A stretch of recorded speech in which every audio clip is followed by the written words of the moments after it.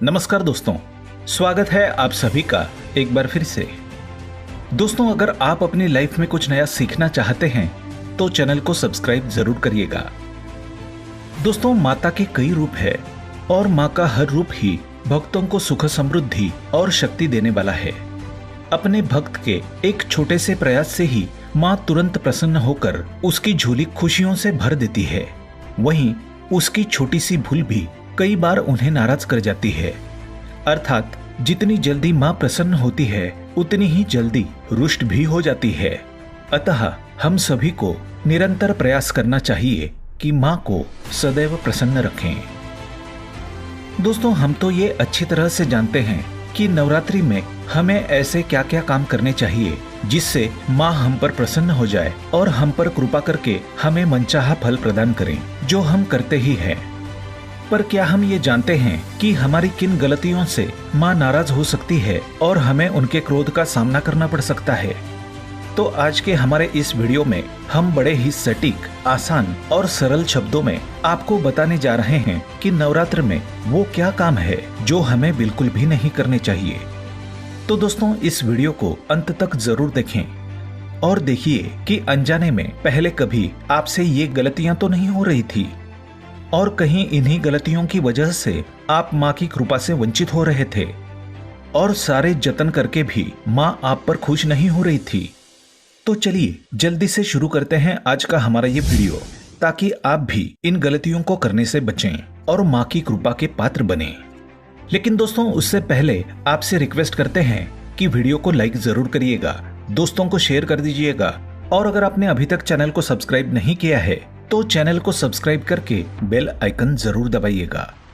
दोस्तों, सबसे पहली और महत्वपूर्ण बात तो ये है कि माँ आपको व्रत या पूजा पाठ करने पर मजबूर नहीं करती, परंतु यदि आप कर ही रहे हो तो अपनी संपूर्ण श्रद्धा, भक्ति और विश्वास से करें।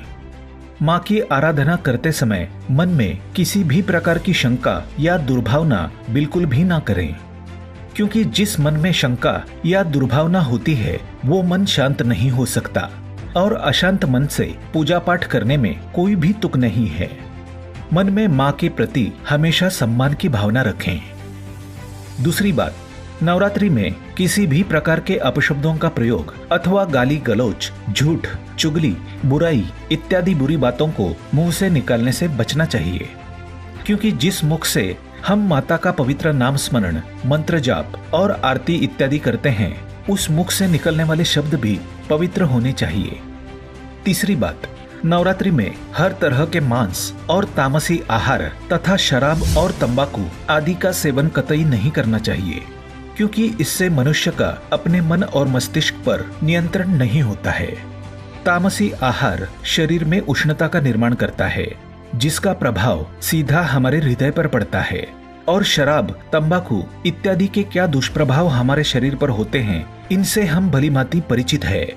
इसलिए जहाँ तक संभव हो सात्विक भोजन का ही सेवन करें, खासकर खट्टी चीजें खाने से परहेज करें। चौथी बात, किसी भी जरूरतमंद को और कन्या को अपने घर से खाली हाथ न जाने दें। किसी की मदद करने से माँ यूं भी बहुत प्रसन्न होती हैं और जरूरतमंद की मदद करने पर तो माँ की कृपा आप पर अवश्य ही होगी। और कन्या तो माँ का ही रूप होती है। इन दिनों में माँ कन्या के रूप में विचरण करती है। अतः यदि कोई कन्या हमारे घर से खाली हाथ चली गई तो समझो माँ को ही हमने खाली हाथ भेज दिया। तो जिस माँ ने हमें इतना सामर्थ्य दिया है कि हम किसी के लिए कुछ कर सकें तो जरूर करें, अन्यथा माँ को ये बात अच्छी नहीं लग सकती। पांचवी बात, इन दिनों में बाल ना कटवाएं, दाढ़ी ना बनाएं और नाखून नहीं काटें, क्योंकि बाल और नाखून को बढ़ने में हमारे शरीर की ऊर्जा का प्रयोग होता है और इस समय उपवास आदि करने वाले लोगों को शक्ति की बहुत आवश्यकता होती है। छठी बात, चमड़े की वस्तुओं जैसे बेल्ट, पर्स इत्यादि के उपयोग से बचें, क्योंकि इसे पशुओं को मारकर बनाया जाता है, जो माँ को कभी भी अच्छा नहीं लगेगा। सातवीं बात, कलश या अखंड दीपक को यदि घर में रखा है तो उसे छोड़कर घर को बंद करके जाना नहीं चाहिए। कलश जो हमारी आस्था का और माँ के सम्मान का प्रतीक है, यदि किसी घरेलू जानवर के धक्के से गिर जाएं, तो ये हमारे लिए बड़ी मुसीबत बन सकता है। वहां पर माँ विराजमान होती है और जलता हुआ दीपक गिर जाए तो घर में आग लगकर अनचाही दुर्घटना भी हो सकती है, क्योंकि दिए को बुझने से बचाने के लिए हम इसमें ज्यादा तेल डालते रहते हैं।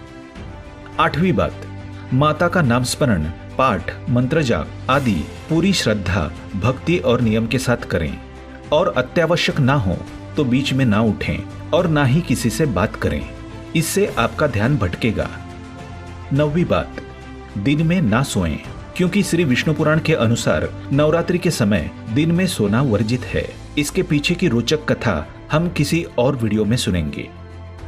10वीं बात, मासिक धर्म के समय मंदिर इत्यादि में जाने से बचें, क्योंकि कई और भी बातें हैं जो नवरात्रि के समय ध्यान में रखनी चाहिए, परंतु यदि उपरोक्त सभी बातों का भी ध्यान रखा जाए तो माँ हम पर अवश्य ही प्रसन्न होंगी, क्योंकि नवरात्रि शक्ति और भक्ति का पर्व है।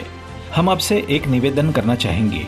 दोस्तों, संपूर्ण स्त्री जाति में ही माता का अंश है, इसलिए कृपया आप सभी माताओं और बहनों का सम्मान और आदर करें। आशा करता हूँ कि आप सभी इन बातों को ध्यान में रखते हुए नवरात्रि का त्योहार मनाएंगे और ढेरों खुशियां पाएंगे। आज के लिए बस इतना ही। दोस्तों, अगर आपको ये वीडियो पसंद आया है तो वीडियो को लाइक करिएगा, दोस्तों को शेयर जरूर करिएगा और चैनल को सब्सक्राइब करके बेल आइकन जरूर दबाइएगा, ताकि आने वाला नॉलेजेबल वीडियो आपको सबसे पहले मिले।